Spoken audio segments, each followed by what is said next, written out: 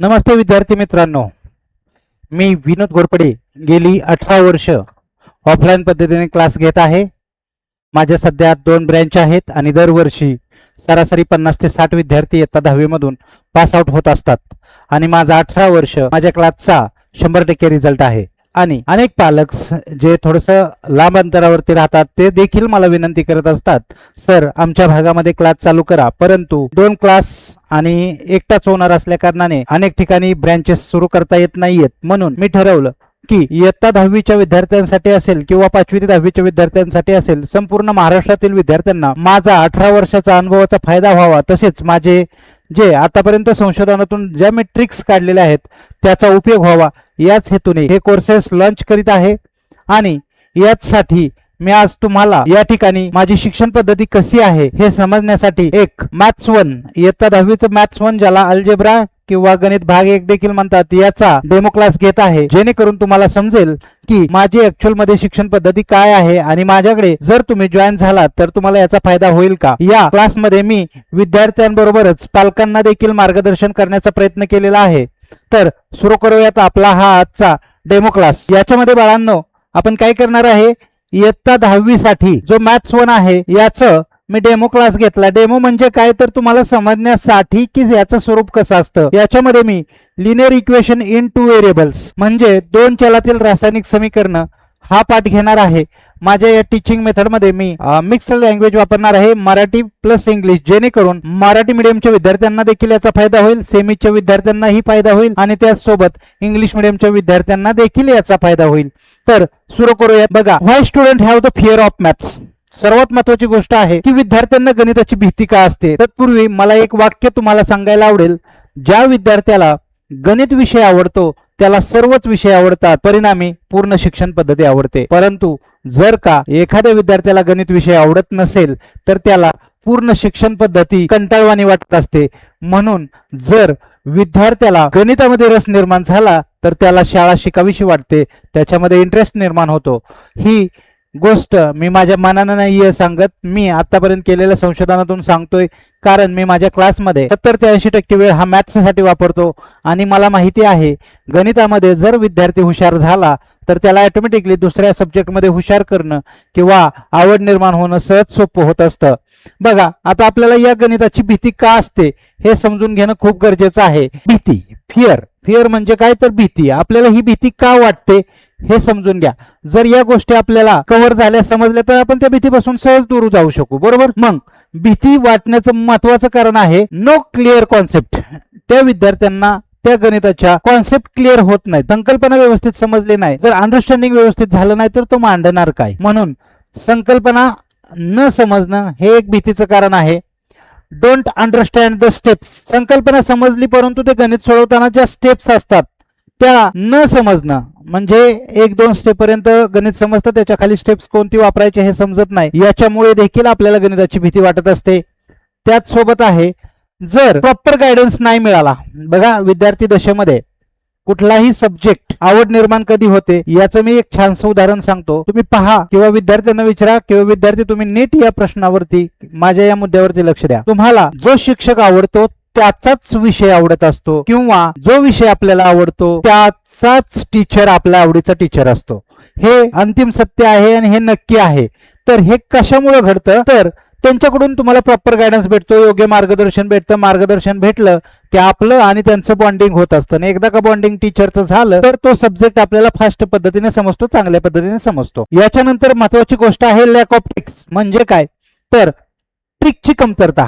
Teacher शिकवत असताना सोप्या आणि सहज वाटणाऱ्या ट्रिक्स जर विद्यार्थ्यांना नाही देता आल्या त्यांना, तर त्या विद्यार्थ्यांना ते थोडंसं कंटाळवाणे वाटतं आणि सब्जेक्ट समजवायला त्रास होतो.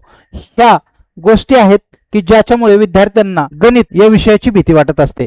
मग मला सांगा, जर या सर्व गोष्टी तुम्हाला योग्य प्रकारे मिळाल्या, त्याच्यामध्ये तुमची कॉन्सेप्ट क्लिअर होईल, तुम्हाला अंडरस्टँडिंग चांगल्या पद्धतीने होईल, त्याचसोबत तुम्हाला प्रॉपर गायडन्स सुद्धा भेटेल आणि ट्रिक्सचा तर माझ्याकडे खजानाच आहे. म्हणजे किती हार्ड गोष्ट आहे, कुठली ट्रिक्स वापरल्यानंतर त्याला सोपं कसं करता येईल हा माझ्याकडे खजाना आहे, हे तुम्हाला समजेलच. तर या सर्व गोष्टी भेटल्या तर बाळांनो हा गणित विषय हा अवघड न वाटता एक स्कोरिंगचा सब्जेक्ट आपल्याला वाटेल आणि नक्कीच तुम्ही याच्यामध्ये स्कोर चांगला करू शकता. तर पाहूयात नक्की या गोष्टी आपल्याला कशा मिळतील माझ्याकडून, की जेणेकरून तुम्हाला गणिताची भीती जाईल आणि तो एक स्कोरचा सब्जेक्ट तुमच्यासाठी बनेल. चला पाहूयात पुढे आपण. तुम्हाला आपल्या धड्याचं टायटल समजलं असेल, त्याचा अर्थ समजला असेल, या पाठामध्ये कशा स्वरूपाचे एक्झाम्पल येणार आहेत हे स्टँडर्ड फॉर्म नुसार देखील समजलं असेल. परंतु हा पाठ व्यवस्थितरित्या करण्यासाठी आणि याच्यामधील एक्झाम्पल सोडवण्यासाठी जे आपल्याला रिक्वायर्ड बेसिक मॅथ्स आवश्यक असतं, म्हणजे काय, आपल्याला आवश्यक असणारे बेसिक गणित ती क्रिया कोणत्या, की ज्या बेसिक गणिती क्रियांमुळे आपल्याला हा पाठ सोपा जाईल, त्या मी या ठिकाणी सांगणार आहे. तर या ठिकाणी मी सांगितलेलं पुटिंग व्हॅल्यूज म्हणजे किंमत ठेवणे हा एक महत्वाचा घटक आहे बाळांनो. परंतु हे सर्व करत असताना अजून एक महत्वाची गोष्ट राहते, ते म्हणजे काय, तर एखादं इक्वेशन जर ax plus by is equal to c या स्टँडर्ड फॉर्म मध्ये असणं आपल्याला अपेक्षित आहे. परंतु मुलांना काय जमलं पाहिजे, तर इज इक्वल टू चं साइन जे असतं त्याच्या राईट साईडला एखादा नंबर असतो, याला RHS बोलतात, राईट साईड उजवी बाजू, आणि याला LHS बोलतात, डावी बाजू, बरोबर. मग डावी बाजूकडून उजवी बाजूकडे एखादी संख्या जात असेल किंवा उजव्या बाजूकडून डाव्या बाजूकडे एखादी संख्या जात असेल तर त्याचं साइन चेंज होतं, चिन्ह बदलत असतं. ज्यावेळेस दिशा त्यांची बाजू बदलते त्यावेळेस चिन्ह बदलतं. हे लक्षात ठेवणं गरजेचं आहे. हे एक बेसिक नॉलेज तुम्हाला आवश्यक आहे. त्याचसोबत सर्वात महत्वाची गोष्ट म्हणजे की पुटिंग व्हॅल्यूज ह्या गोष्टी तुम्हाला जमल्या पाहिजेत. तर ते काय आहे पुटिंग व्हॅल्यूज हे मी तुम्हाला सांगण्याचा प्रयत्न करतो. बघा या ठिकाणी एक इक्वेशन दिलं आपल्याला, x plus y is equal to 6 आहे. तर आपल्याला याच्यामध्ये x ची किंमत जर ठेवली तर y ची किंमत काढता आली पाहिजे. म्हणजे थोडक्यात काय, तर कुठल्याही एका व्हेरिएबलची व्हॅल्यू, एका चलाची किंमत ठेवली तर दुसऱ्या चलाची किंमत आपल्याला मिळाली पाहिजे. आता आपण सपोज या ठिकाणी x बरोबर 3 ठेवूयात. म्हणजे कुठे ठेवायची, ज्या ठिकाणी x आहे त्या ठिकाणी 3 ठेवायचं. 3 plus y is equal to 6. आता याच्यामध्ये आपल्याला शिकायचंय काय, तर आपल्याला y ची व्हॅल्यू काढायची. म्हणजे y हा एकटा राहणार आहे आणि याच्यातलं नंबर्स दोघं जवळ येणार, याला बोलतात लाईक टर्म्स. मग तो त्याच्या जवळ जाणार. 6 हा अगोदरच राईट साईडला आहे.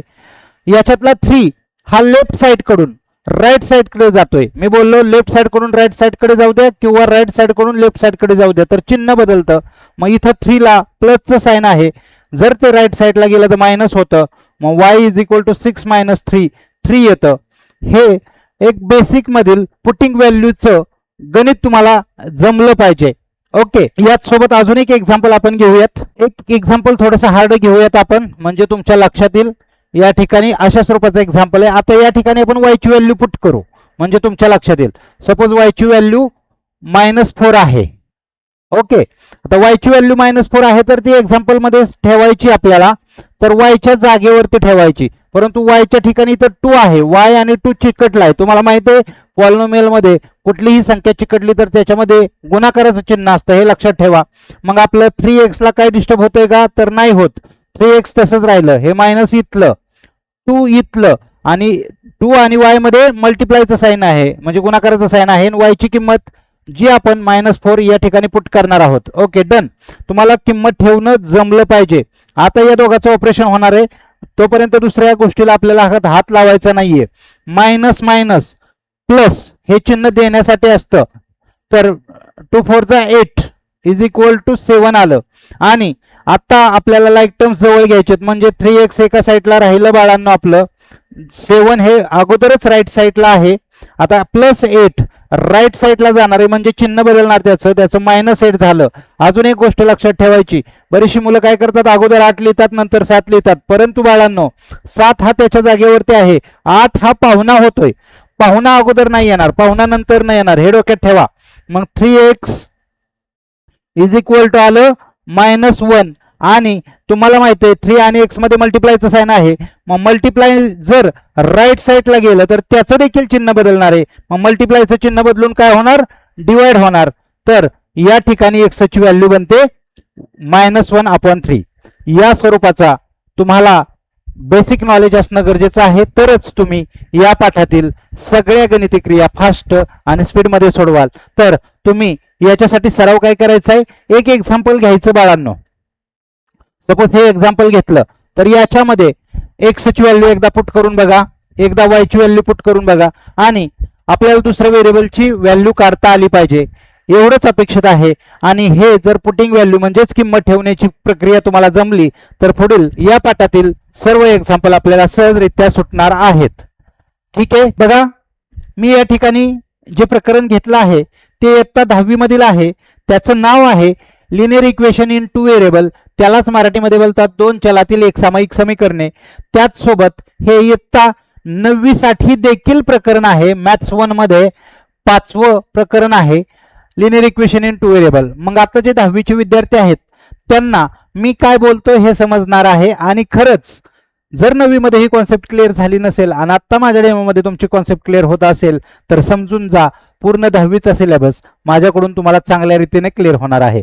बघा आता आपल्याला या ठिकाणी शिकायचं काय आहे, तर या ठिकाणी संकल्पना अगोदर समजून घेऊयात की धड्याचं टायटल काय आहे.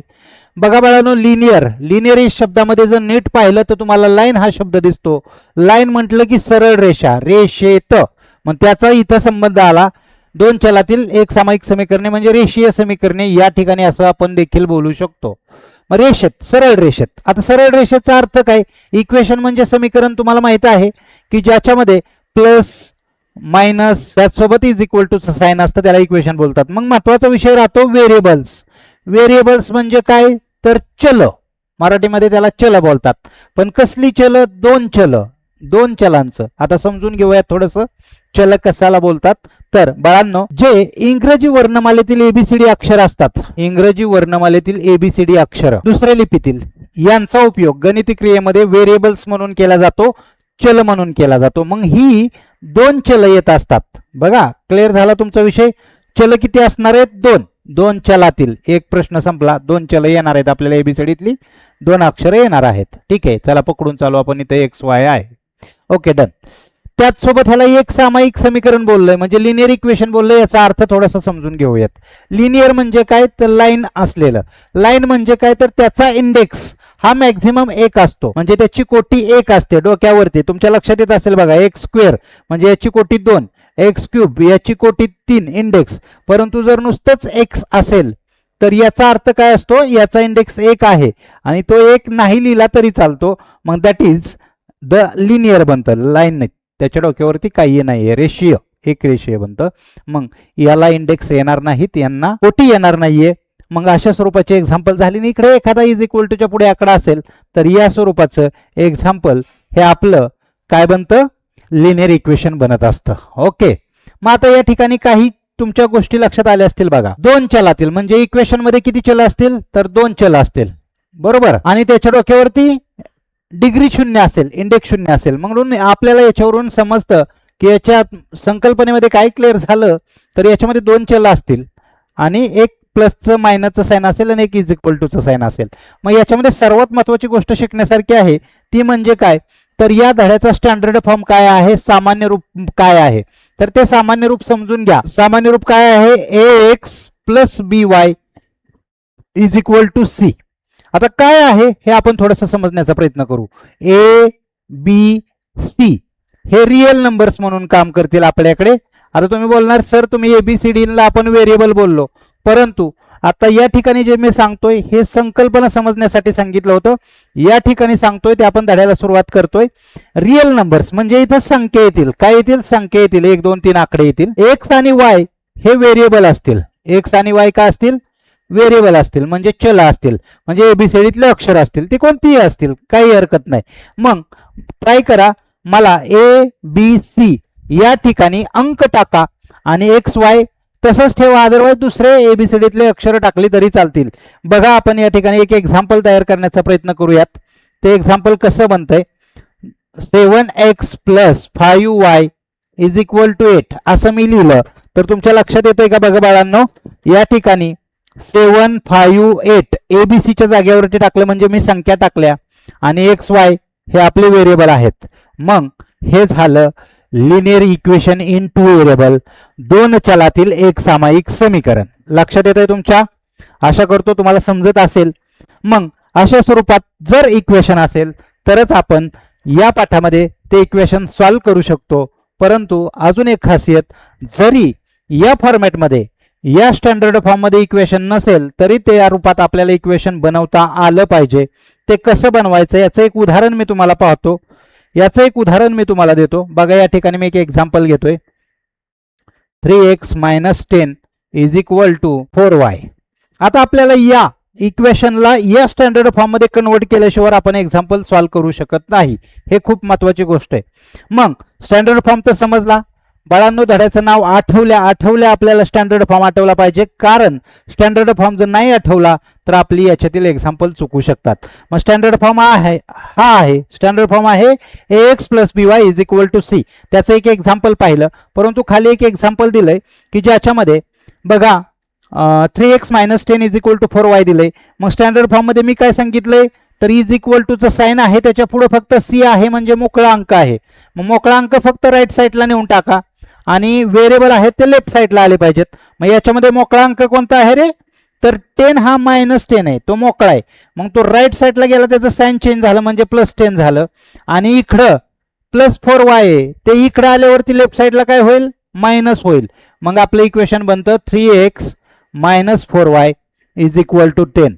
म्हणजे आपण या दिलेल्या इक्वेशनचं स्टँडर्ड फॉर्म मध्ये कन्व्हर्जन केलं. कसं कन्व्हर्जन केलं, तर इज द बाउंड्री, हे एक बाउंड्री आहे आणि बाउंड्रीच्या पलीकडे म्हणजे राईट साईडला आपल्याला काय ठेवायचं आहे, फक्त नंबर्स ठेवायचा आहे आणि लेफ्ट साईडला दोन्ही व्हेरिएबल घ्यायचे आहेत. अजून एक तुम्हाला आयडिया सांगतो. बाउंड्री अशा रूपात आपण याला का बोलतोय, तर इकडून तिकडे जायचं असेल तर तुम्हाला काही नियम बदलून जावं लागतं. म्हणजे आपल्याला या देशातून त्या देशात जायचं असेल तर देशाची बाउंड्री पास करतो आपण. पास केलं की तिथले विजा, तिथले नियम कायदे वेगळे असतात. तसंच लेफ्ट साईड कडून राईट साईडला आपल्याला जायचं असेल तर ज्या आपला नियम आहे तो सोडून दुसरा नियम फॉलो करावा लागतो. म्हणजे क्रॉस नियम फॉलो होतो, क्रॉस चिन्ह फॉलो होतं. -10 होतं, ते राईट साईडला गेलं, प्लस झालं. इकडे +4y होतं, ते लेफ्ट साईडला आलं, -4y झालं. आशा करतो तुम्हाला या पाठाची कॉन्सेप्ट समजली असेल. कॉन्सेप्ट म्हणजे काय, तर दोन चलातील रेषीय समीकरणे, म्हणजे या ठिकाणी दोन चल येणार आहेत. आणि सर्वात महत्वाची गोष्ट स्टँडर्ड फॉर्म म्हणजे सामान्य रूप, जे की ax + by = c आहे. त्याच्याशी संदर्भात आपण एक एक्झाम्पल पाहिलं आणि एक एक्झाम्पल त्यांना स्टँडर्ड फॉर्म मध्ये दिलं नव्हतं, ते आपण स्टँडर्ड फॉर्म मध्ये कसं कन्वर्ट करायचं हे पाहिलं. चला आपण पुढे जाऊयात. मग पाठाचं टायटल समजलं, त्याची कॉन्सेप्ट समजली, त्याच्यामध्ये असलेला स्टँडर्ड फॉर्म देखील समजला की जो आहे ax + by = c. ओके. आणि या स्वरूपाची गणितं आपल्याला या पाठामध्ये पाहायची आहेत. परंतु हे पाहत असताना या पाठामध्ये आता मी डेमोमध्ये शिकवणार आहे की जे अशा स्वरूपाचं जर गणित आलं, या स्टँडर्ड फॉर्म मध्ये जर गणित आलं तर ते कसं सॉल्व्ह करायचं. मग त्याला पहिली मेथड आहे एलिमिनेशन मेथड्स, म्हणजे याच्यामध्ये एक चल घालवलं जातं, एक व्हेरिएबल कसं घालवायचं हे एक पाहणार आहोत. त्याच्यानंतर दुसरी मेथड आहे सबस्टिट्यूट मेथड, म्हणजे एखाद्या चलाची किंमत दुसऱ्या समीकरणामध्ये कशी ठेवायची आणि एक्झाम्पल कसं सोडवायचं हे पाहणार आहोत. त्याच सोबत एक्सचेंज कोएफिशियंट म्हणजे सहगुणकांच्या अदलाबदल असणारी एक स्वरूपाचं गणित आहे, ते एक पाहणार आहोत. आणि क्रॅमर्स रूल, हे एक क्रॅमर्स पद्धती आहे की एवढ्या 4 पद्धतीने ही 1, 2, 3 आणि 4 या पद्धतीने अशा स्वरूपाचे एक्झाम्पल आपल्याला सॉल्व्ह करायचे आहेत. परंतु अजून एक सांगतो, एलिमिनेशन मेथडला तुम्ही सबस्टिट्यूट मेथड ऑर म्हणून वापरली तरी चालेल. दोन्हीपैकी एक मेथड कुठली तरी फॉलो करा, काही अडचण नाही. जी तुम्हाला चांगली वाटेल ती बनवा. दोन्हीपैकी एक मेथड वापरायची. हे कंपल्सरी आपल्याला वापरावं लागते, हे पण कंपल्सरी वापरावं लागते, कारण याच्यावरती थोडेसे IMP प्रश्न आहेत, ते प्रश्न बोर्ड परीक्षेला येत असतात. तर सुरू करूयात आपण. आता आपण पुढे जाऊयात आणि पाहूयात एलिमिनेशन मेथड म्हणजे काय. तर एक चल घालवणे हे एक याचा शब्दशः अर्थ नाहीये बाळांनो, परंतु माझी ट्रिक्स आहे लक्षात ठेवण्यासाठी की आपल्याला काय करायचं, एक चल घालवायचं. मग हे एक चल घालवलं त्याला इलिमिनेशन म्हणायचं. इलिमिनेट करणे म्हणजे घालवणे किंवा सोडून देणे. मग हे लक्षात ठेवण्यासाठी मी बनवलेलं आहे. मग आपल्याला एक्झाम्पल कसे येतात, तर एक्झाम्पल बघा, या ठिकाणी एक इक्वेशन दिले, या ठिकाणी एक इक्वेशन दिले. हे दोन इक्वेशन आपल्याला एलिमिनेशन मेथडने सॉल्व्ह करायला लावलेत. परंतु डायरेक्टली जर तुम्हाला सॉल्व्ह करायला लावली तर जमतील का, तर नाही. मग याच्यासाठी सर्वात महत्त्वाची गोष्ट आहे आणि तीच माझी खासियत आहे टीचिंग मधली, ती म्हणजे ट्रिक्स. आता काय आहेत ट्रिक्स या स्वरूपाचा एक्झाम्पल सोडवण्यासाठीच्या, त्या समजून घ्या बाळांनो. ट्रिक्स जर तुम्हाला समजल्या तर एक गणित येऊ द्या, 2 येऊ द्या, 10 येऊ द्या, 50 येऊ द्या, गणित कितीही आली तरी सुटतील, परंतु ट्रिक्स तुम्हाला प्रॉपर रीतीने समजल्या पाहिजेत. मग आपलं जास्त सराव किंवा जास्त कष्ट होत नाही, म्हणून ट्रिक्स आपल्याला उपयोगी पडत असतात. तर पहिली ट्रिक्स आहे, दिलेलं एक्झाम्पल हे स्टँडर्ड फॉर्म मध्ये असावं. म्हणजे काय? सामान्य रूपात गणित असावं. कुठलं सामान्य रूप आहे? तुम्हाला माहित आहे, x plus B Y is equal to c, या रूपात गणित असलंच पाहिजे. That's a compulsion. म्हणून आपण जर एखादं गणित स्टँडर्ड फॉर्म मध्ये नसेल तर ते कसं करायचं हे देखील मी शिकवलंय. स्टँडर्ड फॉर्म मध्ये गणित असावं. डन. दुसरा रूल, लाईक टर्म शोधणे. आता लाईक टर्म शोधणे म्हणजे काय रे बाळांनो? लाईक टर्म शोधणे म्हणजे काय? तर ज्यांचे व्हेरिएबल आणि इंडेक्स सेम असतात. Variable same. आता या ठिकाणी व्हेरिएबलच येणार आहे, इंडेक्स प्रत्येकाचा एकक असणार आहे, त्याला आपण लाईक टर्म्स बोलतो. लाईक टर्म्स कोणाला बोलायचं? ज्याचा व्हेरिएबल आणि कोइफिशियंट सेम असतो. म्हणजे एक उदाहरण सांगतो तुम्हाला, 5x 5x, याला आपण लाईक टर्म्स बोलू शकतो. बरोबर, सेम सेम. ओके. तिसरी स्टेप, तत्पूर्वी जर लाईक टर्म्स नसतील तर, लाईक टर्म्स नसतील तर करणे, हे एक डोक्यात ठेवा. हे मी सांगेल, हे आपल्या दुसऱ्या स्टेप मध्येच गरजेचं आहे. तिसरी स्टेप आहे, बघा आता मज्जा काय आहे. लाईक टर्म्स, पहिला रूल आहे स्टँडर्ड फॉर्म मध्ये गणित असावं. दुसरा आहे लाईक टर्म्स शोधणे, सापडले तर धन्यवाद, नसतील तर ते करायचेत. आता तिसरी स्टेप बघा, जर लाईक टर्म्सला, जे आपण लाईक टर्म्स म्हणजे एकसारखी पदे काढलेली आहेत, म्हणजे हे 5x 5x, यांना सेम साइन आलं. सेम म्हणजे काय? इथं पण प्लस आहे, इथं पण प्लस आहे, याला सेम साइन बोलतात. सेम चिन्ह असेल तर मायनस करणे. आता ही समजून घ्या, मी सांगतो तुम्हाला त्याच्यामध्ये. आणि जर भिन्न साइन असेल, भिन्न म्हणजे काय? एकाला प्लस असेल, एकाला मायनस असेल, तर प्लस करणे. हे एक ट्रिक्स लक्षात घ्या, मी गणित सोडवताना तुमच्या लक्षात येणार आहे. ओके. एवढ्या 3 ट्रिक्स फॉलो केल्या तर तुम्हाला एक्झाम्पल सहज रीतीने सुटत असतं आणि याचं सोल्युशन मिळत असतं. तर आपण ट्राय करूयात, आपल्या या ट्रिक्सने एक्झाम्पल सुटतं का आणि याचा खरंच आपल्याला उपयोग होणार आहे का? चला, एक्झाम्पल काय आहे बाळांनो? 3a plus 5b is equal to 26, याला 1 नंबर बोललो. त्याच सोबत आहे a plus 5b is equal to 22, याला 2 नंबर बोललो. चला, डन. हे इक्वेशन घेतलं खाली. पहिला आपण रूल फॉलो करू. याच्यामध्ये दिलेलं गणित स्टँडर्ड फॉर्म मध्ये आहे का तर चेक करा. इज इक्वल टूच्या राईट साईडला फक्त नंबर आणि या साईडला 2 व्हेरिएबल्स, म्हणजे या रूपात गणित आहे का? ax plus B Y is equal to c. पहिलं इक्वेशन आहे, दुसरं इक्वेशन देखील आहे. चला, पहिली कंडिशन आपली फुलफिल झाली. दिलेले इक्वेशन स्टँडर्ड फॉर्म मध्ये आहेत.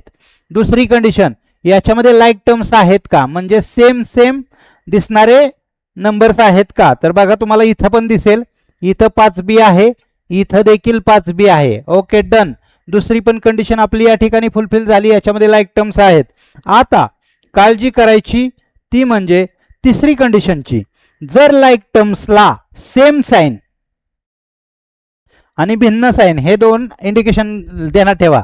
आता बघा, या ठिकाणी 5b ला फर्स्ट इक्वेशन मध्ये प्लसचं साइन आहे आणि सेकंड इक्वेशन मध्ये पण प्लसचं साइन आहे, म्हणजे सेम साइन आहे. जर लाईक टर्म्सला सेम साइन असेल तर काय करायचं बाळांनो? वजा करायचं, म्हणजे सबट्रॅक्शन करायचं. चला, या मुद्द्यावरती आलो आपण. एवढ्या 3 गोष्टी आपल्याला फुलफिल झाल्या. तुम्ही म्हणणार सर ट्रिक्स तर संपल्या पण गणित तर संपलंच नाही अजून. चला, आता बरोबर तुम्ही त्या वाटेवरती आहोत. काय करायचं? आता आपल्याला ठरलं सबट्रॅक्शन करायचंय, बरोबर. मग नाव काय आहे याचं? एक चल घालवायचं, म्हणजे हे चल जाणार आहे बाळांनो, 5b जाणार आहे. आता वजाबाकी करायची, हे ठरलं. वजाबाकीमध्ये तुम्हाला माहिती आहे, मोठ्या संख्येतून छोटी संख्या वजा होत असते. 5b ला 5b जाणार आहे, म्हणजे आपण घालवणार आहे. मग 3a आणि a याच्यातली मोठी संख्या कुठली? 3a. मग आपल्याला हे इक्वेशन वरती लिहायचं. 3a plus 5b is equal to 26 आणि इथं a plus 5b is equal to 22. परंतु हे काय लिहिलं आपण ते आपल्याला थोडंसं मांडावं लागेल ना. इक्वेशन सेकंड हे फर्स्ट मधून वजा करतोय, हे वाक्यात कसं लिहायचं? तर इक्वेशन सेकंड सबट्रॅक्ट फ्रॉम 1. मराठीवाले काय लिहितील? तर समीकरण 1 मधून समीकरण 2 वजा करू.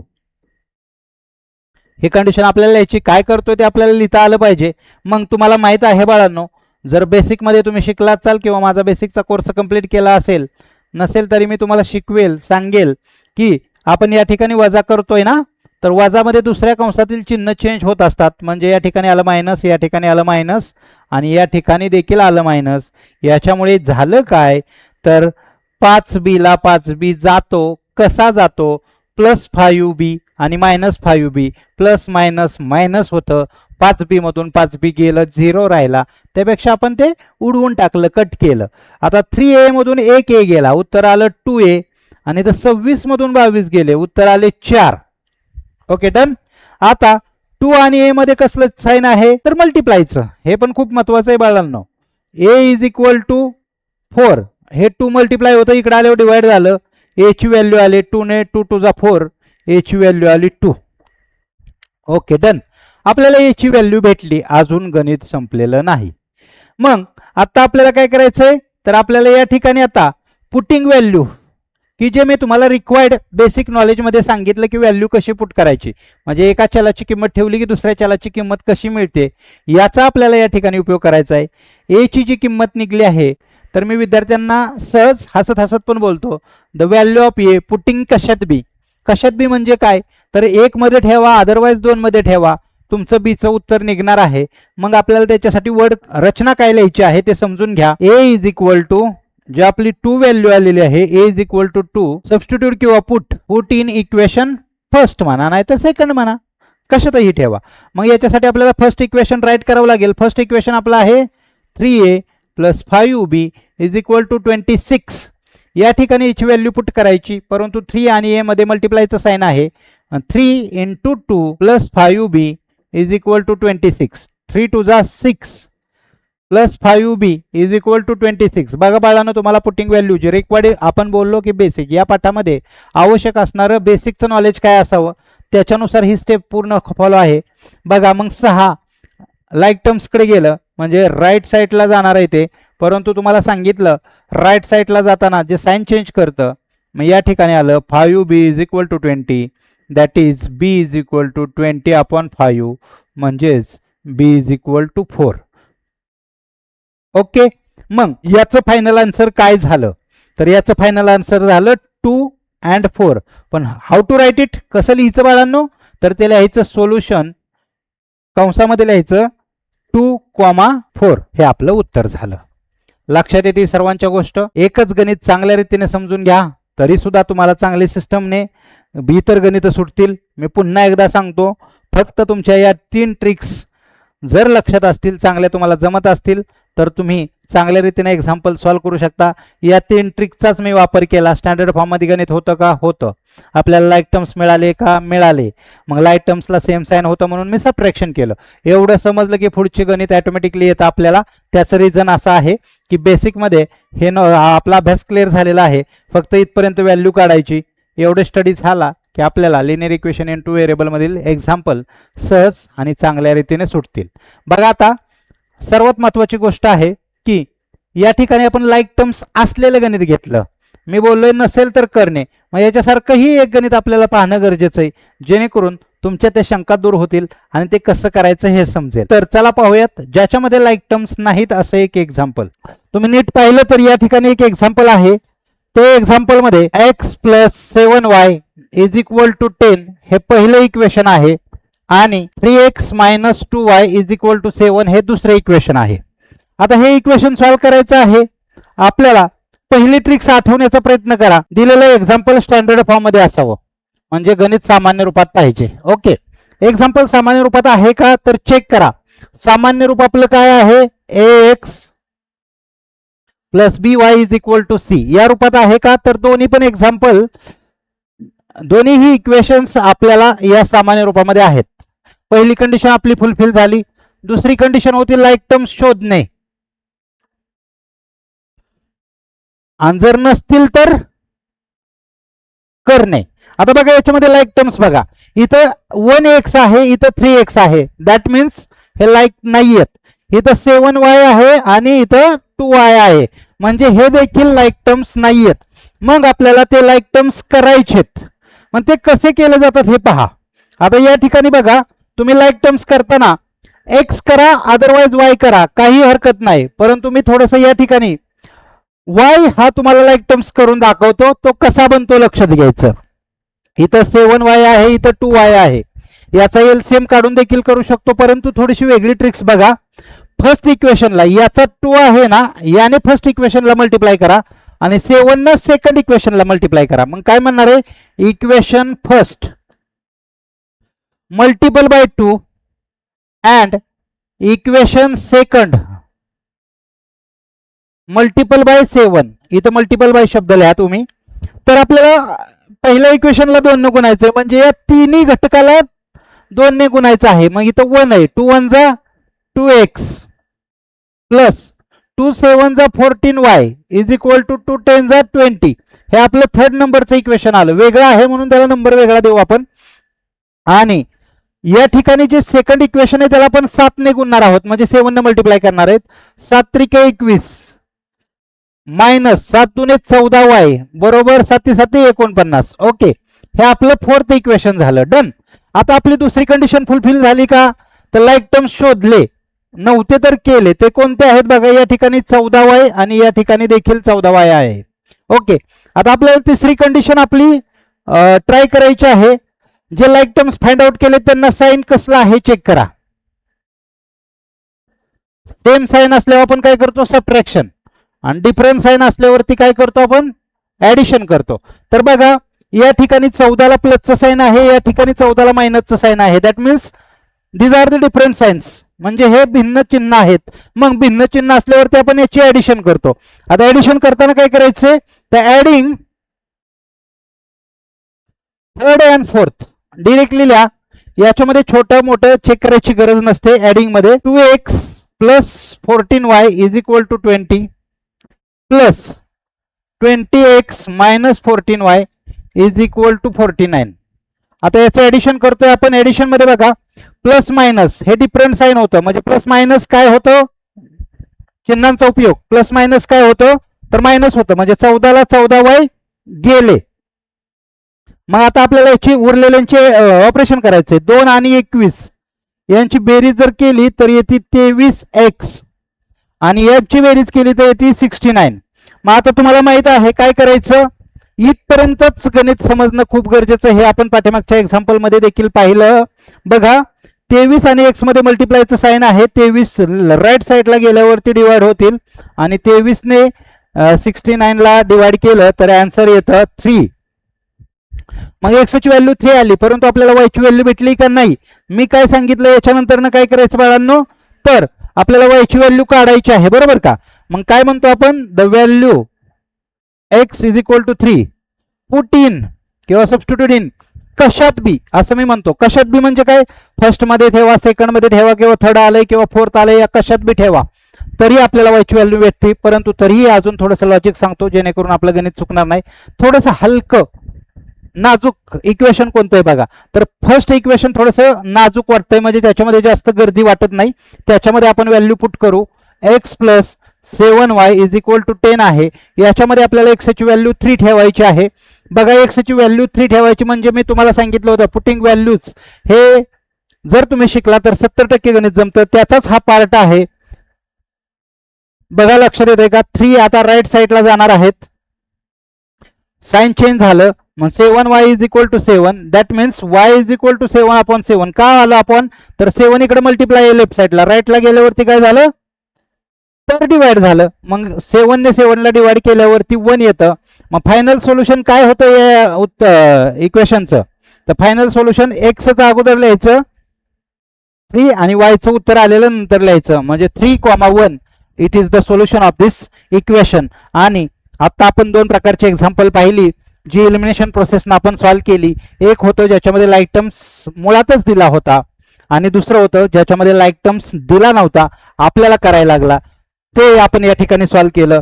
मी पुन्हा एकदा तुम्हाला रिपीट करतो हे एक्झाम्पल. बघा, या ठिकाणी लाईक टर्म्स दिले नव्हते म्हणून आपण ठरवलं की फर्स्ट इक्वेशनला 2 ने मल्टिप्लाय करू. 2 नेच का केलं, तर याच्यामध्ये 2y होतं. आणि सेकंड इक्वेशनला 7 ने मल्टिप्लाय केलं का, तर इथं 7y होतं, 7 होतं.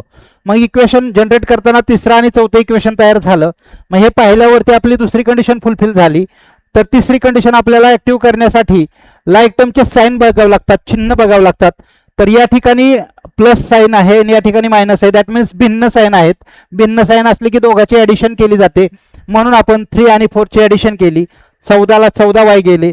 एक्स ची व्हॅल्यू काढली, एक्स ची व्हॅल्यू 3 आली आणि एक्स ची किंमत कुठल्या पण इक्वेशन मध्ये ठेवली की वाय ची व्हॅल्यू निघते. आशा करतो तुम्हाला हे एक्झाम्पल चांगल्या रीतीने समजलं असेल. तर चला आपण थोडस पुढे जाऊयात. या ठिकाणी बघा, मी दुसरी पद्धत शिकवणार आहे, ती आहे सबस्टिट्यूट मेथड. इलिमिनेशन मेथड तुम्हाला समजली. मी सांगताना सुरुवातीला सांगितलं इलिमिनेशन अदरवाइज सबस्टिट्यूट दोन्हीपैकी कुठलीही एक मेथड यूज करा. मी तुम्हाला ही देखील मेथड सांगतो, परंतु माझं म्हणणं राहील तुम्ही सर्वांना maximum times elimination method perfect करा आणि इलिमिनेशन मेथडच जास्त वापरा, हे माझं तुम्हाला सजेशन राहील. परंतु तरीही सबस्टिट्यूट मेथड शिकवतो, तुमच्याकडे नॉलेजसाठी शिल्लक असू द्यात. सबस्टिट्यूट म्हणजे किंमत ठेवायची. किंमत ठेवायची तर काय करायचंय, याची ट्रिक्स बघा. एक्स किंवा वाय ची किंमत काढणे, कुठल्याही एका इक्वेशन मध्ये एक्स किंवा वाय ची किंमत काढणे. आणि दुसरे ट्रिक्स, दुसऱ्या म्हणजे ज्याच्यातील एक्स वाय काढली त्याच्यात नाही ठेवायचे, दुसऱ्या इक्वेशन मध्ये ती किंमत ठेवणे. खूप सोपं आहे. मग आता याच्यामध्ये बघा, सुट्ट एक्स वाय कुठे ज्याला कोइफिशियंट नाही असं डोकं लावायचं तर आपल्याला एक्झाम्पल पटकन सुटतं. पहिलं इक्वेशन काय आहे, x plus 7y is equal to 10, हे पहिलं इक्वेशन आहे. आणि दुसरं आहे 3x minus 2y is equal to 7. Okay, आता तुम्ही याच्यातलं कोणाचीही व्हॅल्यू काढू शकता. एक्स ची काढा, वाय ची काढा, पहिल्या इक्वेशन मधली काढा, नाही तर दुसऱ्या इक्वेशन मधली काढा तरी चालेल. परंतु तरी सुद्धा बघायचं ज्याला कोइफिशियंट चिकटला नाही ते गणित पटकन सुटतं. बघा या ठिकाणी एक्स ला कोइफिशियंट नाहीये म्हणजे 1 आहे, तर आपल्याला हे गणित पटकन सुटेल. मग आता हे गणित मी खाली घेतो. एक्स ची व्हॅल्यू काढायची म्हटली म्हणजे एक्स लेफ्ट साईडला ठेवावं लागेल, बाकीचं सर्व राईट साईडला न्यावं लागेल. 7y इकडे प्लस, इकडे आल्यावरती मायनस झालं आणि हे 10 राईट साईडलाच होतं. मग ही झाली आपली एक्स ची व्हॅल्यू. पहिली पायरी फुलफिल झाली का, एक्स ची किंवा वाय ची किंमत काढणे. काढणे म्हणजे काय, ट्रान्सफॉर्म करणे आणि तयार करणे. आता आपण पहिल्या इक्वेशन मध्ये एक्स ची व्हॅल्यू काढली, ती दुसऱ्या इक्वेशन मध्ये ठेवायची. मग दुसऱ्या इक्वेशन मध्ये दुसऱ्या इक्वेशन राईट करा. याला आपण 3 नंबर्स देऊयात, काय हरकत नाहीये. 3x minus 2y is equal to 7 हे इक्वेशन आहे. आता याच्यामध्ये आपल्याला काय करायचंय, तर एक्स ची व्हॅल्यू ठेवायची. मग काय म्हणणार आपण, putting x is equal to minus 7y plus 10, म्हणजे जिथं एक्स आहे तिथं आपल्याला ही किंमत ठेवायची आहे. मग एक्सच्या जागेवरती ठेवूयात, हे 3 जागेवरती एक्सची किंमत ठेवायची. म्हणजे इथं ब्रॅकेट टाकावं लागेल कारण बायनोमियल आहे ते.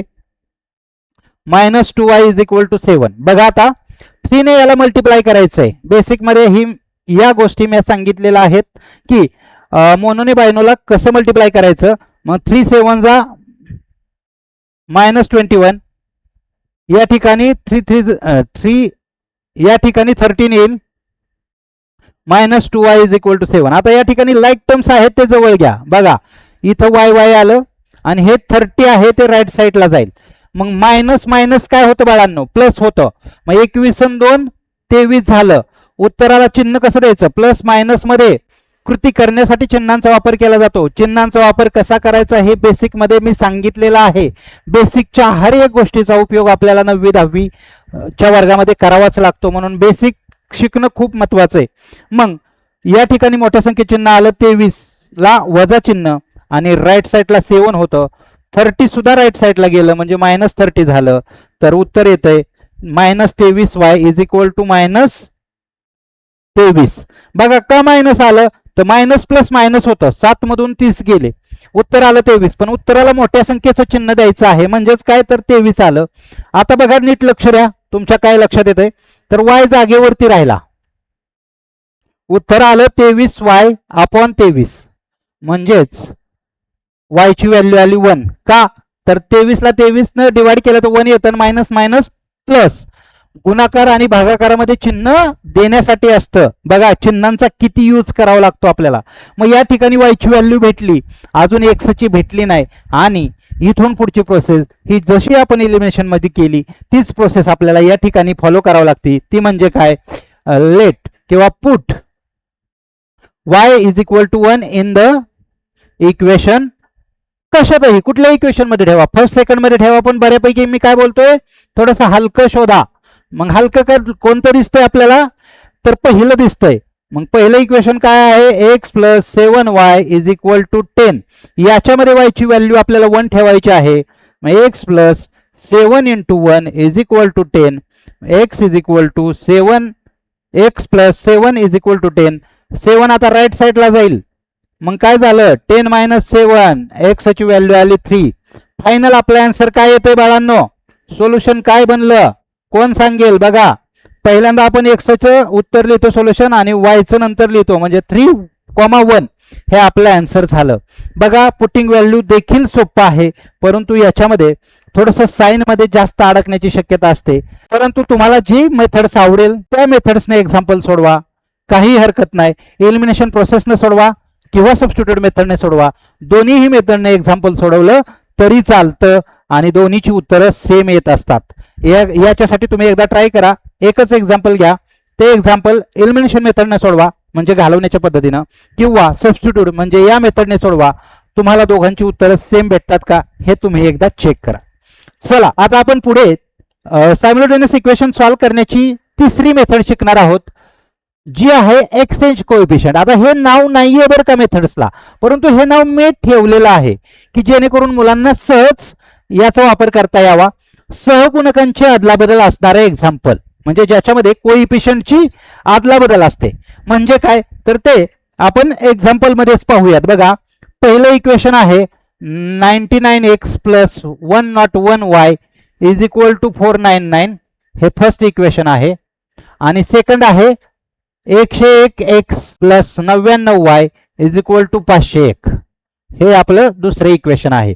तुम्ही नीट जर बारकाव्याने पाहिलं तर बघा इथं एक्सचा कोएफिशियंट हा 99 आहे, परंतु तो दुसऱ्या इक्वेशन मध्ये y ला 99 गेलाय, आणि पहिल्यामध्ये y चा जो कोएफिशियंट आहे 101 तो दुसऱ्यामध्ये x ला कोएफिशियंट गेलाय. म्हणून मी याला बोललो सहगुणकांची अदलाबदल असलेलं एक्झाम्पल कसं सोडवायचं. आता हे एक्झाम्पल सायमल्टेनियसनेही सुटेल, सबस्टिट्यूटने पण सुटेल, परंतु खूप त्रास होईल कारण अंक मोठे असतात. मग याच्यासाठी सहगुणकांची अदलाबदल हे एक मेथडला मी नाव दिलं, आणि त्याची ट्रिक्स बाळांनो, जेवढं मोठं गणित त्याची ट्रिक्स खूप छोटी असते, परंतु ती ट्रिक्स प्रॉपर समजली पाहिजे. ती ट्रिक्स काय आहे बघा, एकदा प्लस करा, एकदा मायनस करा, पुन्हा प्लस करा. छान आहे का नाही ट्रिक्स.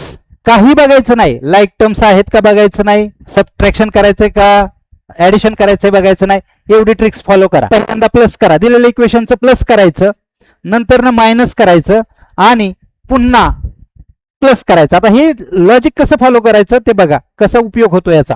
बघा आता मी काय म्हणतोय, ऍडिंग फर्स्ट अँड सेकंड, 1 व 2 ची बेरीज करू, बरोबर. मग 1 व 2 ची बेरीज, पहिली पायरी मी फॉलो करतोय, दोघांची बेरीज करायची. कसलंही एक्झाम्पल येऊ द्या, या छोट्याशा ट्रिकने गणित कसं सुटतं ते बघा. 99x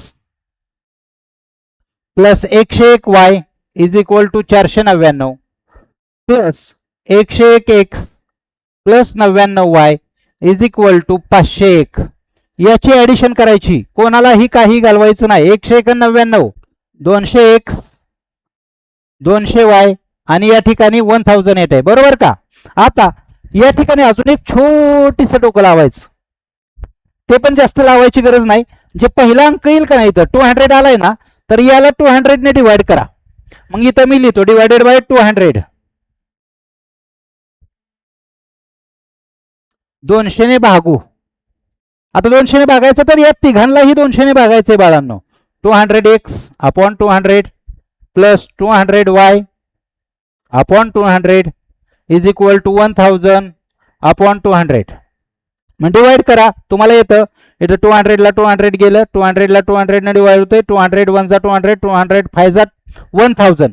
मग फायनल आन्सर काय राहिलं, x plus y is equal to 5. हे आपल्याला एक इक्वेशन भेटलं. याला 3 नंबर देऊयात. आपली पहिली कृती पूर्ण झाली, एकदा ऍडिशन केलं, याच्यातून एक इक्वेशन भेटलं. ठीक आहे, डन. आता आपल्याला याचं काय करायचंय, दुसरी कंडिशन करायची, एकदा मायनस करायचं. आता मायनस करायचं म्हटलं तर 1 व 2चं मायनस होणार आहे, परंतु तुम्हाला माहिती आहे मोठ्यातून छोटं जातं. इथं 99 आणि 101 या दोघांमध्ये मोठं कोण आहे? 101. तर ते वरती लिहा. 101 x plus 99y is equal to 501 आणि दुसरं खाली लिहा, सॉरी पहिलं वालं खाली लिहा. याचं मायनस करायचं आहे, बरोबर. मग मायनस करताना तुम्हाला माहित आहे मायनस मध्ये दुसऱ्या कंसातील चिन्ह बदलत असतात, बरोबर का? या ठिकाणी साइन चेंज झाले. ओके, मग साइन चेंज झाल्यामुळे आता ऑपरेशन कसं होतंय बघा. 101 मधून 99 गेले, किती राहिले? 2x. 99 मधून 101 गेले, किती राहिले? 2y. पण मोठ्या संख्येत चिन्ह वजा 2y. आणि या ठिकाणी 501 मधून 499 गेले, इथं राहिले फक्त 2. आता मी या ठिकाणी जे डोकं सांगितलं होतं तुम्हाला लावायला 200 ने पहिला नंबर येईल त्याने डिवाइड करायचं, तसंच इथंही करायचं आहे. पहिला नंबर आला 2 म्हणजे आपण डिवायडेड बाय 2 करणार. 2 ने भागणार बाळांनो, भागू. ओके, मग आता 2 ने कसं भागायचं? 2x upon 2 minus 2y upon 2 is equal to 2 upon 2. 2 ला 2, 2 ला 2, 2 1 जा 2. मग फायनल आन्सर काय आलं? x minus y is equal to 1. हे आपल्याला 4th नंबरचं इक्वेशन भेटलं बाळांनो. काय झालंय नक्की लक्षात येते का तुमच्या? बघा, प्लस केलं एक इक्वेशन भेटतं 3 नंबरचं, मायनस केलं एक इक्वेशन भेटतं 4 नंबरचं, आणि मी सांगितलंय पुन्हा प्लस करा. मग आता जे दोघं आलेत ना 3 आणि 4 नंबर, त्यांचं प्लस करायचं आपल्याला, हे लक्षात ठेवा. एकदा प्लस केल्यावरती 3rd नंबर इक्वेशन जनरेट होतं, एकदा मायनस केल्यावरती 4 नंबरचं इक्वेशन जनरेट होतं, आणि पुन्हा जे आपलं 3रं आणि 4थं इक्वेशन भेटलंय त्यांची आपल्याला प्लस करायची. ओके, आता याच्या आपण प्लस करून बघूयात. किती सोपं आहे, याच्यामध्ये जास्त डोकं लावावं लागत नाही आपल्याला. चला, आता जे आपलं 3rd नंबरचं इक्वेशन आलं होतं ते काय होतं इक्वेशन बघा. x plus y is equal to 5, आणि जे दुसरं इक्वेशन आलं होतं 4थं, x minus y is equal to 1. मग आपण काय लिहिणार इथं? ऍडिंग 3rd अँड 4th, 3रा आणि 4थ्याची बेरीज करू.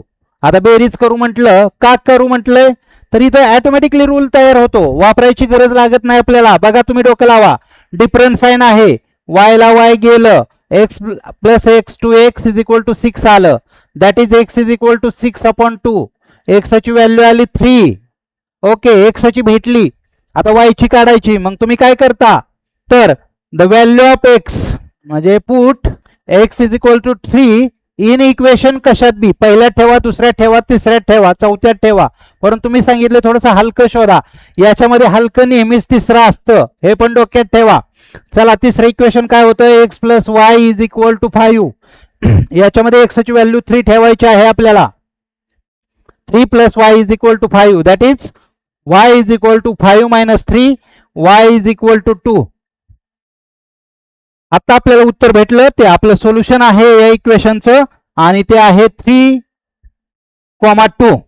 तुमच्या लक्षात आली का बाळांनो? जर एक्सचेंज कोइफिशियंट असेल म्हणजे सहगुणकांची अदलाबदल असेल, गणित खूप मोठं होतं, परंतु स्टेप्स काय आहेत? एकदा प्लस करा, एकदा मायनस करा, आणि पुन्हा प्लस करा.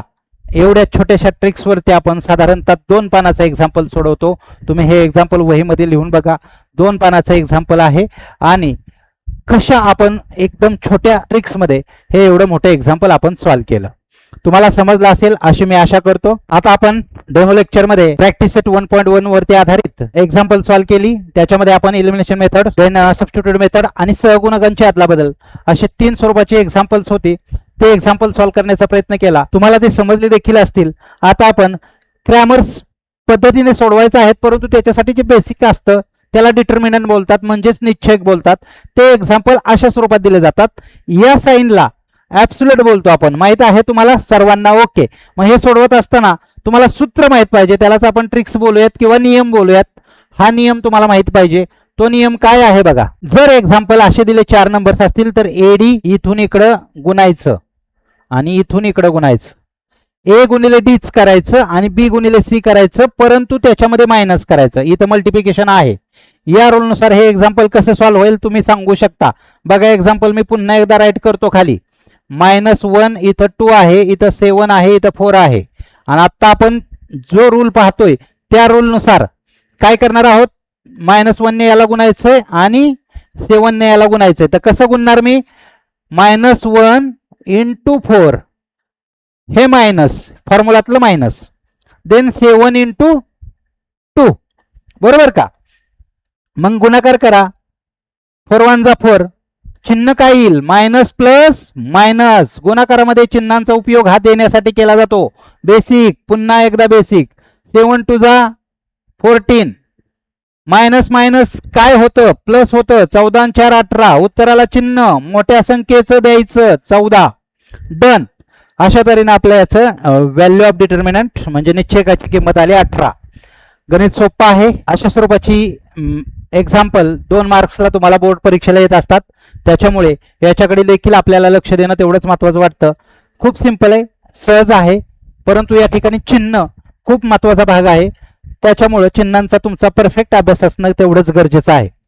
चला आता आपण पाहूयात क्रॅमरची पद्धती म्हणजे क्रॅमर्स रूल. काय आहे क्रॅमरची पद्धती? क्रॅमर्स हा एक व्यक्ती होता आणि त्याने ती पद्धत मांडली म्हणून त्याला क्रॅमरची पद्धती बोललंय. परंतु नीट जर तुम्ही पाहायला गेलं तर बघा या ठिकाणी तुम्हाला इक्वेशन 2 दिसतात, बरोबर. परंतु याच्यासाठीच्या ट्रिक्स अगोदर आपण पाहून घेऊयात. काय आहेत त्या ट्रिक्स? पहिली ट्रिक्स, गणित स्टँडर्ड फॉर्म मध्ये असावं. डन. म्हणजे गणित सामान्य रूपात असावं, नसेल तर ते करता आलं पाहिजे आपल्याला. Okay, done. आणि याच्यामध्ये 5 फॉर्म्युला आहेत. किती? 5. आता 5 फॉर्म्युला कसे लक्षात ठेवायचे हे आपण गणित सोडवतच पाहूयात. ओके, तर पहिली स्टेप आपण फॉलो करू. दिलेलं एक्झाम्पल आहे 4x + 3y. या ठिकाणी -4 आहे, आपल्याला इकडे चालत नाही. स्टँडर्ड फॉर्म मध्ये कन्वर्ट करताना ते राईट साईडला गेलं पाहिजे. म्हणजे मायनसचं झालं प्लस, हे झालं आपलं इक्वेशन फर्स्ट. देन सेकंड बघितलं तर बघा 6x आहे आणि लगेच = साइन आहे. परंतु = साइनच्या पुढे आपल्याला फक्त नंबर ठेवायचा असतो. म्हणजे हा -5 जो राईट साईडला आहे तो आपण लेफ्ट साईडला आणला तर तो झाला +5. हे खूप महत्वाचं आहे. मुलांना एक्झाम्पल येत असतात त्यावेळेस मुलं जास्त विचार करत नाहीत आणि पटपट सोडवतात. गणित तर पूर्ण लिहितात परंतु एक सिली मिस्टेक करतात. गणित स्टँडर्ड फॉर्म मध्ये न करता सोडवतात म्हणून चुकतात. तर हे झालं गणित स्टँडर्ड फॉर्म मध्ये आता. Okay, done. आता काय करायचं, दुसरी स्टेप्स, A B C च्या किमती काढायच्या. म्हणजे A1 B1 C1 आणि A2 B2 C2 च्या किमती काढायच्या. आता A1 A2 B1 B2 म्हणजे काय, तर जे पहिलं इक्वेशन आहे त्याला जर आपण स्टँडर्ड फॉर्म म्हणजेच आपला जो स्टँडर्ड फॉर्म आहे AX + BY = C शी तुलना केली तर हा सहगुणकाच्या किमती आपल्याला द्यायच्या असतात. मग पहिल्या इक्वेशन मध्ये A1 बोलूयात. A1 = 4, B1 = 3, C1 = 4. ओके, तसंच A2 किती आला 6, B2 किती आला 5 आणि C2 किती आला 8. ओके, तुम्हाला A1 A2 B1 B2 च्या व्हॅल्यूज भेटल्या. ठीक आहे, डन. आता अगोदर मी तुम्हाला सूत्र लिहून दाखवतो आणि हे सूत्र पाठ कसं करायचं हे सांगतो. तर क्रॅमर्स रूलचे सूत्र लक्षात ठेवण्यासाठी एक लॉजिक आहे. माझं संशोधन आहे की किती कमी त्रासामध्ये आपण हे फॉर्म्युला ध्यानात ठेवू शकतो. तर याच्यासाठी तुम्हाला शब्द ध्यानात ठेवायचा आहे अबास बास. बघा आता बाळांनो, लक्षात ठेवण्यासाठी आयडिया बघा. अबास बास. ABC BAC आहे परंतु लक्षात ठेवण्यासाठी मी उच्चार केला अबास बास. आता काय करायचं, याच्यातले 2 चे गट करायचे. AB हा एक गट झाला, CB हा एक गट झाला, AC हा एक गट झाला. आता बघा मी फॉर्म्युला कसे जनरेट करतो. लक्षात घ्या, पहिला फॉर्म्युला असतो D चा, D फॉर डिटर्मिनंट. दुसरा फॉर्म्युला असतो DX चा आणि तिसरा फॉर्म्युला असतो DY चा. कसे सूत्र तयार होतात बघायचंय. आबास बास मधले 2 चे गट आहेत ते टाकायचे इथं. इथं पहिला गट पडला AB, दुसरा गट CB, तिसरा गट AC. इथपर्यंत क्लिअर तुम्ही? आता सोपं आहे सूत्र बनवायला. इथं A1, इथं A2, इथं B1, इथं B2, C1 C2, B1 B2, A1 A2, C1 C2. अशा तऱ्हेने फॉर्म्युलाज तयार झाले 3. याच्यानंतर 2 फॉर्म्युला असतात, ते पण फॉर्म्युला सांगतो कोणते आहेत. एक्स ची व्हॅल्यू काढताना dx/d हा फॉर्म्युला यूज करायचा आणि y ची व्हॅल्यू काढताना dy/d हा फॉर्म्युला यूज करायचा. परंतु अगोदर आपल्याला या 3 dx आणि dy ची व्हॅल्यू काढणं गरजेचं असतं. मुलांनो, याच्यामध्ये जर तुमचा A1 B1 C1 B1 A1 C1 हे जर इकडे अल्टर झालं किंवा चेंजेस झालं तरी पूर्ण गणित चुकतं, आणि हे चुकू नये म्हणूनच आपली आभास बास एवढीच ट्रिक्स बास आहे की नाही. छान. बघा आता एक्झाम्पल कसं सॉल्व्ह करतो मी. या ठिकाणी तुम्हाला जे फॉर्म्युला मी जनरेट करून दिलाय त्याच्यानुसार व्हॅल्यू पुट करा. A1 किती आहे 4, B1 किती आहे 3, A2 B2 किती आहे 6 आणि 5, C1 ची व्हॅल्यू आहे 4, B1 ची किती आहे 3, इकडे C2 8, B2 5, A1 ची आहे 4, C1 ची आहे 4, A2 ची 6, B2 ची 8. Okay done. आता हे जे एक्झाम्पल तयार झालं हे तुम्हाला येतं. ते कसं येतं तर पाठीमागे आपण जसं डिटर्मिनंटची व्हॅल्यू काढली तिरकस गुणाकार वजाबाकी त्या पद्धतीने आपल्याला एक्झाम्पल सॉल्व्ह करायचं आहे. बघा कसं ते सुटतं. तर या ठिकाणी आपला रूल आहे याने याला गुणायचं याने याला गुणायचं, दोघांमध्ये वजाबाकीचं चिन्ह द्यायचं. 4 गुणिले 5 वजा 3 गुणिले 6. गणित आडवत सोडवूयात आपण. 4 पंचे 20 वजा 3 सक 18, उत्तर आलं 2. डी ची व्हॅल्यू आली 2. त्याचसोबत इथं देखील तसंच 4 गुणिले 5 वजा 3 गुणिले 8, 4 पंचे 20 वजा 3 8 24, प्लस मायनस मायनस होतं, उत्तर आलं -4. त्याचसोबत इथं देखील असंच 4 गुणिले 8 वजा 4 गुणिले 6, 8 चोक 32 वजा 6 चोक 24, 32 मधून 24 गेले 8 आले. काय केलं आपण तुमच्या लक्षात येते का बघा. डी चा फॉर्म्युला यूज केला, डी ची किंमत काढली. dx चा फॉर्म्युला यूज केला, dx ची किंमत काढली. dy चा फॉर्म्युला यूज केला, dy ची व्हॅल्यू काढली. आता या 3 व्हॅल्यू झाल्यानंतर न हे 2 फॉर्म्युला आपल्याला यूज करायचे जेणेकरून x ची y ची व्हॅल्यू आपल्याला भेटती. तर या ठिकाणी dx अपॉन डी करायचे. dx ची किंमत किती आलेली आहे -4 आणि डी ची किती आहे 2. याला डिवाइड करा, उत्तर आलं -2. तसेच खाली dy अपॉन डी, dy ची व्हॅल्यू आलेली आहे 8 आणि डी ची आलेली आहे 2 म्हणजे बेचोक 8. 4. फायनल आन्सर आपलं बनलं -2,4. अशा तऱ्हेने क्रॅमर्स रूल वरती डिपेंडन्स एक्झाम्पल असतं. एक्झाम्पल सोपं असतं परंतु याच्यामध्ये फॉर्म्युलामध्ये मिस्टेक होऊ नयेत म्हणून आपण ही ट्रिक्स या ठिकाणी यूज करतो. आणि या स्वरूपाचं एक्झाम्पल 3 मार्क्सला तुम्हाला पेपरला येत असतं, परीक्षेला येत असतं आणि ही 3 मार्क्स आपल्या हातचे असतात. परंतु जर का हा फॉर्म्युला जनरेट करायला चुकला किंवा या ठिकाणी साइन चुकले तर पूर्ण 3 मार्क्स जाऊ शकतात. या ठिकाणी तुम्हाला काळजी काय करायची, फॉर्म्युला परफेक्ट आला पाहिजेत. मग त्याचं तर सोल्युशन मी दिलं, आभास बास एवढं डोक्यात ठेवा. राहिला विषय चिन्हांचा, तर बेसिकच्या कोर्समध्ये मी चिन्हांचा यूज कसा करायचा हे सांगितलंय, म्हणजे आपला मार्क्स कसाच जाणार नाहीये. आशा करतो तुम्हाला चांगल्या रीतीने क्रॅमर्स पद्धती, क्रॅमर्स रूल मेथड समजली असेल. आपण पुढे जाऊयात. बघा बाळांनो, हे मॅथ्स 1चं मी एक डेमो लेक्चर घेतलं होतं आणि डेमो लेक्चर का असावं तर मी कसं शिकवतो हे विद्यार्थ्यांना समजावं. आणि हेच डेमोला घेण्याचं कारण असं होतं की इयत्ता 9वी मध्ये तुम्हाला लिनियर इक्वेशन इंटू व्हेरिएबल हा धडा आहे आणि त्याच्यामध्ये याच स्वरूपाचे एक्झाम्पल आहेत. सोबतच आपण 10वीचे पण थोडेसे एक्झाम्पल घेतले आणि माझी शिक्षण पद्धती तुम्हाला पटकन समजावी, शिक्षण पद्धतीने आपल्याला फायदा होईल का याचा निर्णय तुम्हाला घेता यावा, यासाठी मी हा डेमो घेतलेला आहे. आणि आशा करतो हा डेमो तुम्ही आणि तुमच्या पालकांनी सोबत बसून घेतलेला असेल, बघितला असेल आणि निर्णय क्षमता तुमची पटकन व्हावी या हेतूने अजून थोडंसं ॲडिशन तुम्हाला मी या ठिकाणी सांगतो की आपण एक्झाम वरती फोकस करतो. का करतो त्याचं रिझन देखील सांगतो. सुरुवातीच्या कालावधीमध्ये ज्यावेळेस मी क्लासेस चालू केले त्यावेळेस असं वाटायचं की मुलांना खूप छान शिकवायचं, खूप कॉन्सेप्ट क्लिअर झाल्या पाहिजेत. परंतु आपल्याकडे मुलांची हुशारी ही पर्सेंटेजमध्ये काउंट केली जाते, बरोबर, टक्केवारीमध्ये. तुला किती टक्के पडले, अरे वा हुशार आहे असं बोललं जातं. मग मुलांना पर्सेंटेज कधी येतील तर त्यांना हर एक मार्क्स मिळाला पाहिजे एक्झाममध्ये. म्हणजे कसाच मार्क जाता कामा नये. पण हे कधी शक्य आहे तर प्रॉपर गायडन्स त्याचसोबत मुलाची करण्याची इच्छाशक्ती पण असायला पाहिजे. मग आपण फोकस करत असताना काय करतो तर बोर्ड एक्झामवरती फोकस करत असताना जे बोर्ड परीक्षेमध्ये अशा प्रकारच्या प्रश्नांना चांगले मार्क्स मिळतात असे प्रश्न आपण आवर्जून मुलांना करायला सांगतो. ते कधी मुलं करू शकतात तर त्यांचे कॉन्सेप्ट क्लिअर झाल्या, त्यांना योग्य मेथड समजली, स्टेप बाय स्टेप त्याची उत्तरं लिहिला त्याला आली तरच ती पूर्ण मार्क्स मिळत असतात. मग साहजिकच पूर्ण मार्क्स मिळले की आपले पर्सेंटेज पण ग्रोथ होत असतात. ओके, देन आपण याच्यामध्ये सांगण्याचा काय प्रयत्न करतो तर स्टेप्स क्लॅरिटी लिहिली पाहिजे मुलांनी. म्हणजे काय, आपण ज्या पायऱ्या लिहितो बरीचशी मुलं कंजूसपणा करतात वही वाचवण्यासाठी, ओळीत वगैरे लिहिण्यासाठी. तर ते कंजूसपणा करायचं नाही.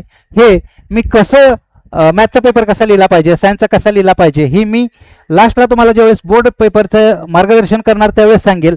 म्हणून प्रत्येक स्टेप्स आपल्याला क्लिअर लिहायची, जास्त कंजूसपणा करू नका. मग काय होतं, जर आपल्या स्टेप्स योग्य असतील आणि फायनल आन्सर जर थोडंफार चुकलं तरी पण चांगले मार्क्स मिळतात, अर्धाचा मार्क जातो. त्याच्यामुळे स्टेप्स व्यवस्थित पाहिजेत. परंतु स्टेप्सच आपण कमी लिहिल्या किंवा शॉर्टकट वापरला तर खूप मार्क्स कमी मिळतात, मार्कात पण शॉर्टकट मिळून जातो. त्याचसोबत सर्वात महत्वाची गोष्ट आहे कॅल्क्युलेशन हे तुमचं नीट पाहिजे, व्यवस्थित पाहिजे. का तर घाईमध्ये मुलांकडून गणित येत असतं. मी हे पाहिलेलं आहे आणि हा माझा स्वतःचा अनुभव आहे की बऱ्यापैकी हुशार मुलांमध्ये हे प्रॉब्लेम्स येतात. पटकन 7-8 याचं उत्तर जरी 56 असलं तरी पटकन आपण लिहितो 7-8 72 वगैरे असं काहीतरी लिहिणार आणि गणित चुकतं. आता 7-8 56 हे माहीत असतं विद्यार्थ्याला, परंतु घाईत चुकतं.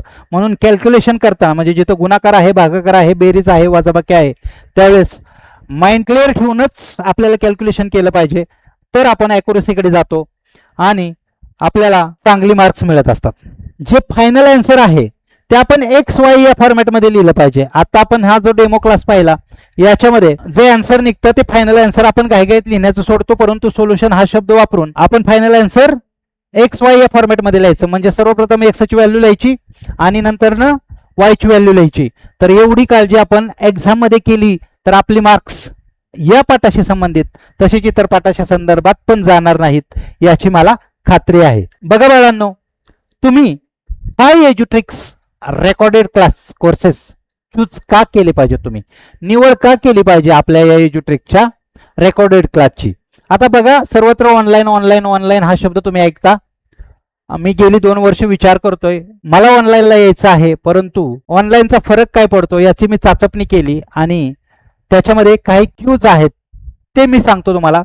जर ऑनलाईन क्लास आपण अरेंज केले तर रोजचं टायमिंग असेल 8 ते 9 असं असेल किंवा 7 ते 8 कोणताही वेळ असेल तर फिक्समध्ये आपल्याला त्या ठिकाणी हजर राहावं लागतं. कदाचित आपल्या घरी मोबाईल असेल, बाहेर असतील तर तो मिस होऊ शकतो. नंतर रेकॉर्डेड क्लासेस बघायला भेटतात, परंतु एक बर्डन डोक्यावरती राहतं की आता मला जॉईन व्हायचंय आणि दिवसभर मुलं शाळेमध्ये जात असतात आणि शाळेमध्ये भरपूर टास्क दिलेला असतो. कारण हे मी अनुभवतोय बाळांनो, गेली 18 वर्ष मुलांना स्कूलमध्ये टास्क असतं म्हणून मी क्लासचं टास्क जास्त देत नाही. आता स्कूलचं टास्क कंप्लीट करायला पाहिजे कारण ते पण टीचर आहेत आणि ते पण तुम्हाला मार्क्स वाढवण्यासाठी शिकवत असतात. मग ते टास्क कंप्लीट करण्याचं मुलांच्या डोक्यामध्ये असतं. घरी गेल्यावरती टास्क कंप्लीट करायचे, त्याचसोबत स्कूलचे एक्स्ट्रा काही क्लासेस तास असतात, एक्स्ट्राचं वर्किंग असतं ते पण करावं लागतं आणि एवढी मुलं पेकळून जातात. त्याच्यामुळे मुलांना पुन्हा लाईट क्लासला बसताना त्यांची माइंडसेट असेलच असं नाहीये. म्हणून मी थोडंसं कन्वर्जन केलं आणि पूर्णपणे रेकॉर्डेड क्लास आणतोय. आता रेकॉर्डेड क्लास म्हणजे काय तर आपल्या वेबसाईटमध्ये आणि आपल्या ॲपमध्ये हे क्लासेस असतील. तुम्ही दिवसभरात तुमच्या सवडीने कधीही बघू शकता. तुम्हाला सकाळी वेळ असेल सकाळी बघा, संध्याकाळी वेळ असेल संध्याकाळी बघा, एखादा राहिला दुसऱ्या दिवशी बघा. याचा फायदा असा होईल रेकॉर्डेड क्लास तुम्ही कधीही तुमच्या वेळेत बघू शकता. त्यावेळेस तुमचं माइंड फ्रेश असेल आणि समजून घेण्यासाठी तुम्हाला जास्त उत्सुकता असेल. हा एक प्लस पॉईंट झाला आपल्या रेकॉर्डेड क्लासचा. वेळेचे बंधन नाहीये, बरोबर, डन नाही, कधीही बघू शकता. आणि दुसरी सर्वात महत्वाची गोष्ट, ज्यावेळेस लाईव्ह क्लासेस घेतला जातो 1 तासाचा लाईव्ह क्लासेस असेल तर त्याच्यामध्ये सुरुवातीला सर्व मुलं येईपर्यंत 5-10 मिनिटं थांबायचं. कोणाचा आवाज आहे ना, कोणाचा आवाज जातोय, कोणाला समजेना, त्याच्यामध्ये 1-5-10 मिनिटं जात असतात आणि मध्ये आधी डिस्टर्ब जर झालं तर पुन्हा वेळ जात असतो. मग हा वेळेचं पण आपल्याला थोडासा उपयोग जर करता आला तर तो कसा होतो, रेकॉर्डेड क्लासेसमध्ये फक्त कंटेंटवरती फोकस केलेला असतो, म्हणजे तुम्हाला प्रॉपर तेवढाच कंटेंट शिकाय भेटतो. आता हे कसं चेक करायचं? एका तासामध्ये लाईव्ह ऑनलाईनला तुम्ही जेवढं शिकणार ते इकडे अर्ध्या तासामध्ये कव्हर होऊ शकतं. म्हणजे इथं आपला अर्धा तास वाचणार आहे, त्याच्यामुळे इथं वेळेची बचत देखील होते. रेकॉर्डेड क्लासमध्ये मी सर्व गोष्टींचा अंदाज घेऊन ट्रायल घेऊन याच्याकडे वळालेलो आहे की आपलं रेकॉर्डेड क्लास आणायचे आणि आपण रेकॉर्डेडमध्ये काम कंप्लीट करायचं. मग complete class 10th math syllabus याच्यामध्ये आपण काय करतो तर पूर्णपणे 10वीचं सिलेबस कव्हर करतोय, इंग्लिशचा करतोय आणि विज्ञानचा देखील करतोय. याच्यामध्ये आपण स्मार्ट ट्रिक्स देतोय, त्यासोबत शॉर्टकट देखील सांगतोय जेणेकरून मुलांना पटकन लक्षात ठेवता यावं. आता या डेमोमध्ये तुम्ही पाहिलंच असतील की प्रत्येक ठिकाणी मी तुम्हाला ट्रिक्स देत होतो आणि त्या ट्रिक्स ह्या माझ्या युनिक संशोधनातून काढलेल्या आहेत. कदाचित मी काही गोष्टीसाठी चॅलेंज पण देईल की ठराविक अशा ट्रिक्स आहेत ज्या युट्यूबवरती तुम्हाला कुठेच पाहायला मिळणार नाहीयेत, त्या मी संशोधनातून निर्माण केलेल्या आहेत. त्याचसोबत कॉन्सेप्ट बेस्ड टीचिंग केलं जातं. आपल्याकडे जी कॉन्सेप्ट आहे त्याच्याशी संदर्भात तुम्हाला टीचिंग केलं जातं जेणेकरून ती कॉन्सेप्ट तुम्हाला पटकन समजते. त्याचसोबत फ्लेक्झिबल टाइम, जे आत्ताच मी सांगितलं तुम्ही तुमच्या वेळेनुसार कधीही बघू शकता. त्याचसोबत एखादा कंटेंट. आता बघा सर्वात महत्वाची गोष्ट कुठे आहे, अजून एक प्रॉफिट काय होतो याच्यामध्ये, लाईव्ह मध्ये तुम्ही लगातार पाहताय, एखादा कॉन्सेप्ट समजला नाही तरी तसंच ते चालू राहतं, पुन्हा रेकॉर्डेड बघता, परंतु त्यावेळेस तेवढा मूड किंवा तेवढी इच्छाशक्ती असेल असं काही नाहीये.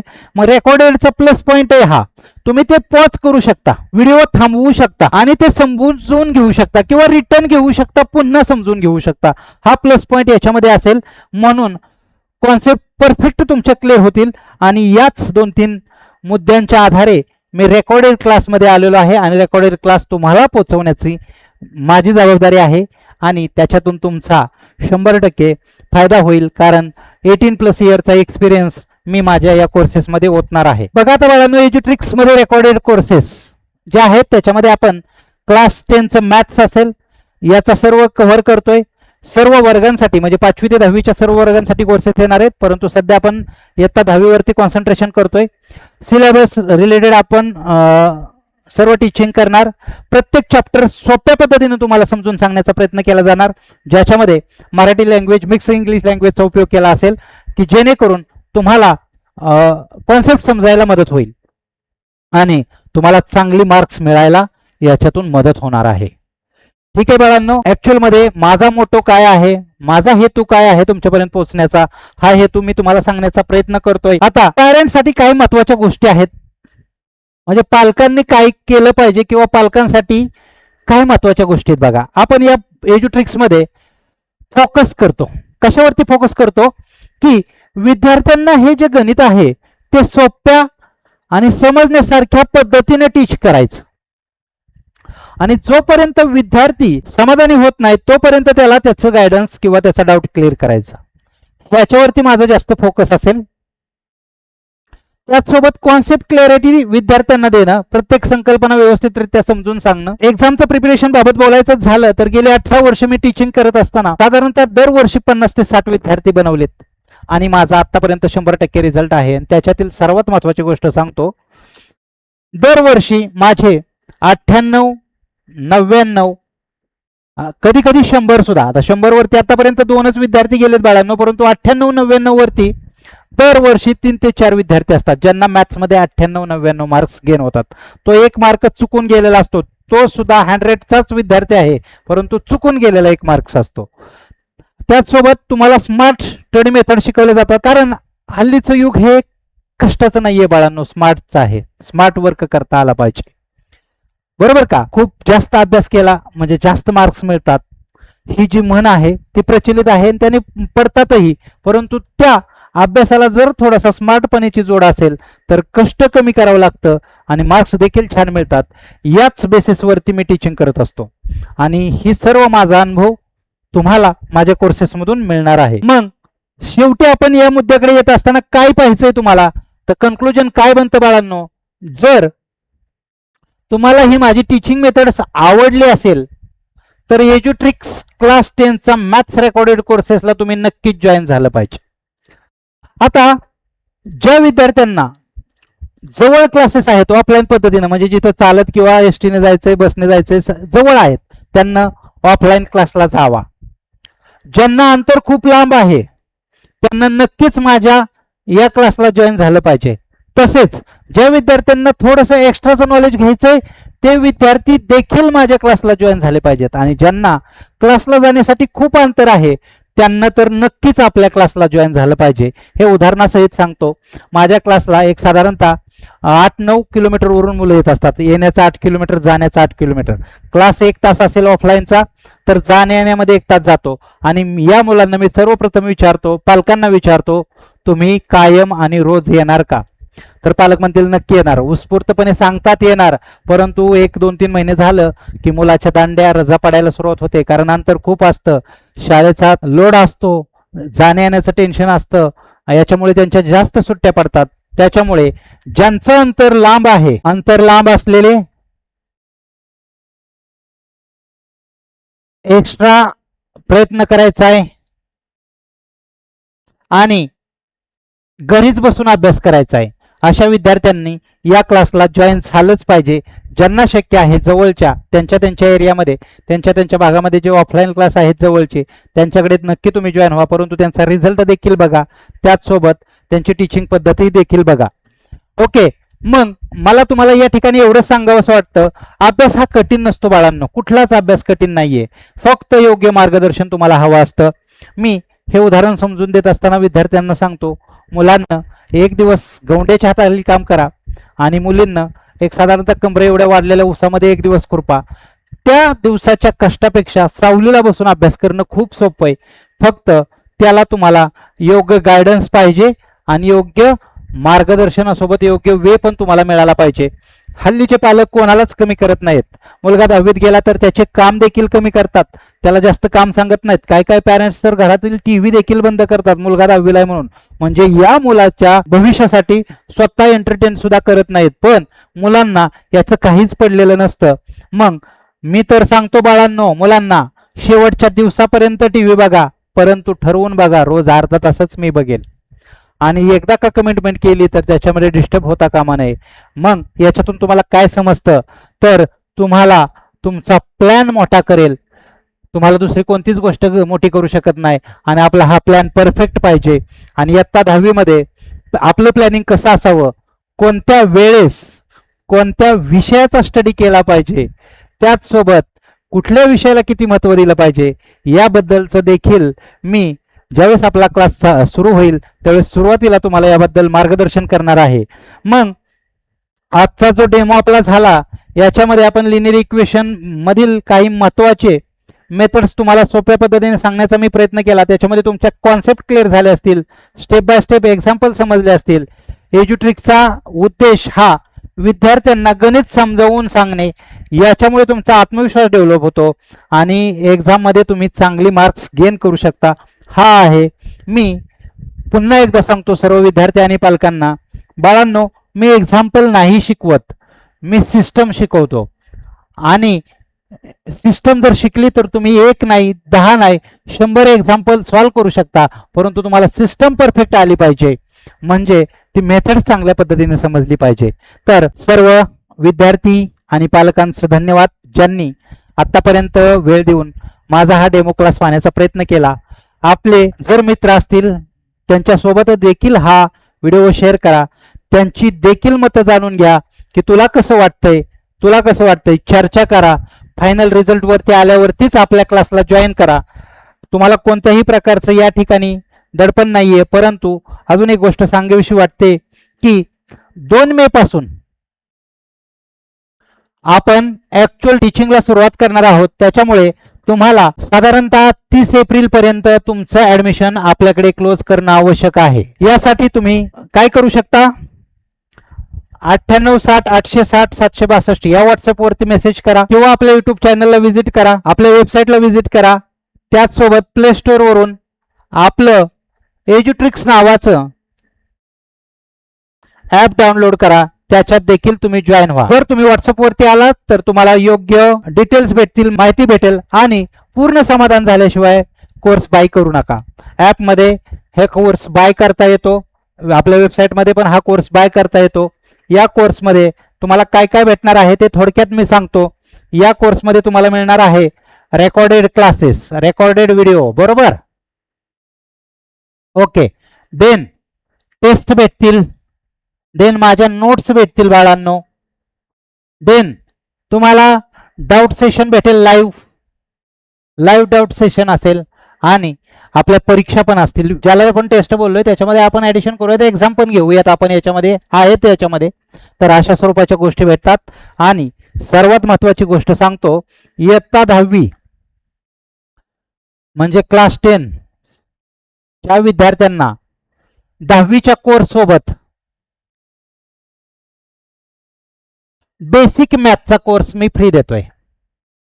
आणि हा कोर्स केल्याशिवाय आपण पुढे जाणार नाही. कारण मी किती भारी शिकवतो, मी किती मस्त शिकवतो याला किंमत नाहीये. मुलाला ते समजण्यासाठी त्याच्याकडे बेसिक नॉलेज असणं गरजेचं आहे.